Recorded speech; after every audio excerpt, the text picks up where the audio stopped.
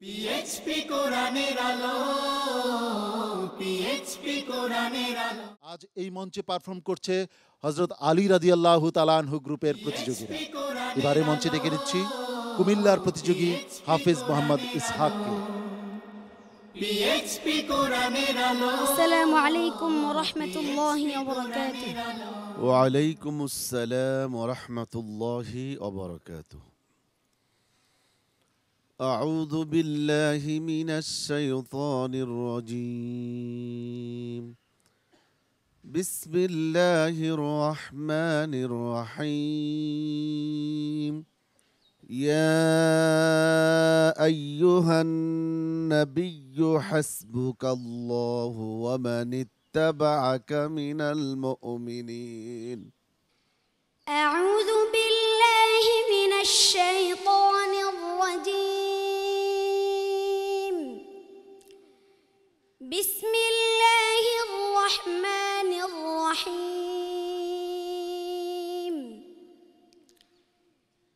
يا أيها النبي حسبك الله ومن اتبعك من المؤمنين. يا أيها النبي حرض المؤمنين على القتال.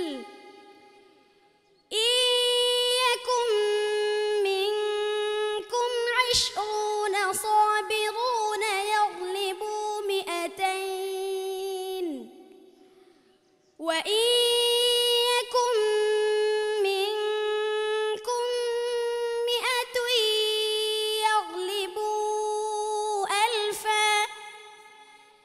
يغلبوا 1000 من الذين كفروا بأنهم قوم لا يفقهون.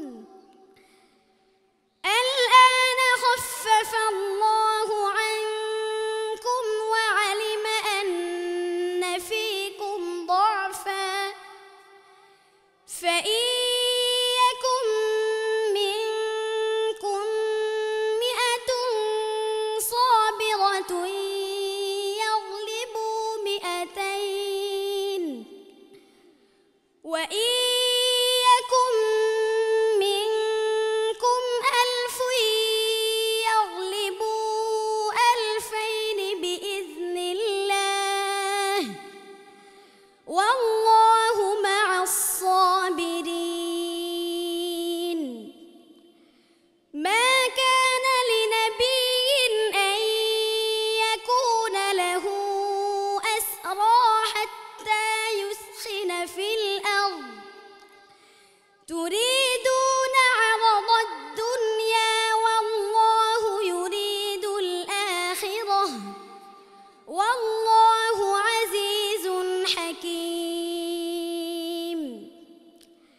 لولا كتاب من الله سبق لمسكم فيما أخذتم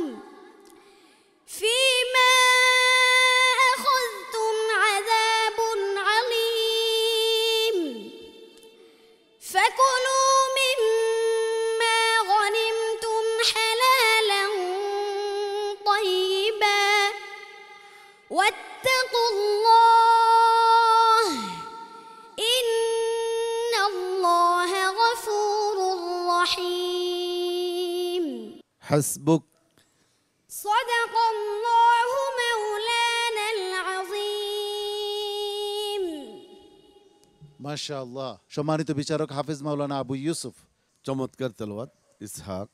তো আমার মনে হয় তোমার প্রচেষ্টা অব্যাহত আছে, এটাকে তুমি অব্যাহত রাখো ইনশাআল্লাহ। ইনশাআল্লাহ। মুফতি মিজানুর রহমান।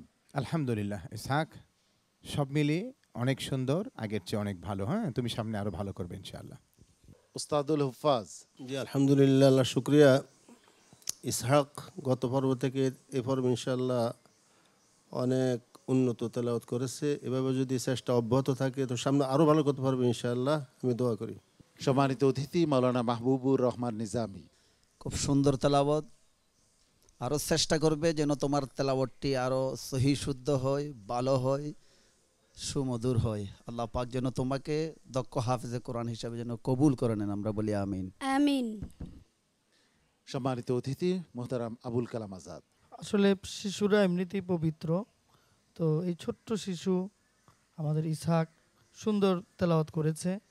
শিশুদের মুখে যখনই তেলাওয়াত শুনি তা আমাদের আসলে অন্যরকম একটা অনুভূতি সৃষ্টি করে। ধন্যবাদ ইসহাক, তুমি ইনশাল্লাহ আরো ভালো করবে। অনেক ধন্যবাদ সম্মানিত অতিথি মোহাম্মদ ইসহাক, তোমার জন্য অনেক অনেক শুভকামনা। ফলাফল পর্যন্ত অপেক্ষা করছি, দেখা যাক কি হয়। আমার জন্য সবাই দোয়া করবেন। আসসালামু আলাইকুম ওয়া রাহমাতুল্লাহি ওয়া বারাকাতুহু।